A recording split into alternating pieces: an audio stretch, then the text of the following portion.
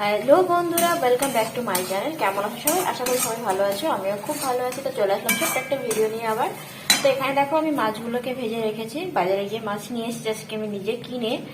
তো মাছগুলোকে আমার ভাজা কমপ্লিট হয়ে গেছে। তো মাছটা আমি কিভাবে করবো তো সেটাই একটু তোমাদের সাথে শেয়ার করছি। তো চলো পুরো ভিডিওটা দেখি। বন্ধুরা এখানে দেখো আমি কড়াইয়ে তেল দিয়ে তারপরে একটা পেঁয়াজ কুচি দিয়ে দিয়েছি।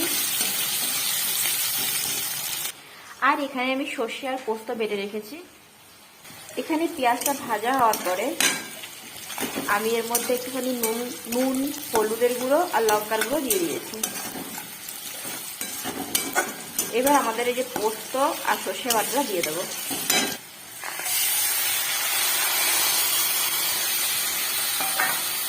দিয়ে একটু নেড়ে চেড়ে আর খানিকটা জল দিয়ে দেবো এর মধ্যে, গরম জল। তো এখানে দেখো পরিমাণ মতন জল দিয়ে দিয়েছি। এবার এটা ফুটে উঠলে আমরা মাছগুলোকে দিয়ে দেবো।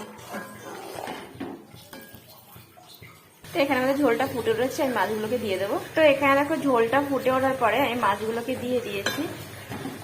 দিয়ে এবার একটুখানি ভালো করে ফুটবে, তারপর ধনেপাতা দিয়ে নামিয়ে দেবো। তো এখানে দেখো সর্ষে পোস্ত দিয়ে আমার রুই মাছটা কমপ্লিট হয়ে গেছে। তো দেখতে তো বেশ ভালো লাগছে। তোমাদের কেমন লাগছে অবশ্যই কমেন্ট করে জানিও। আমি এটার মধ্যে দিয়ে দেবো একটুখানি ধনেপাতা। তো এই দেখো আমি ধনেপাতাটা দিয়ে দিয়েছি।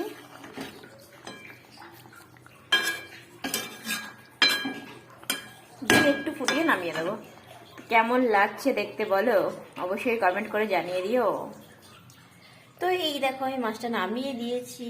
ওকে, তো ঠিক আছে, ভিডিওটা দেখো, ভালো লাগলে অবশ্যই লাইক কমেন্ট করো। টাটা।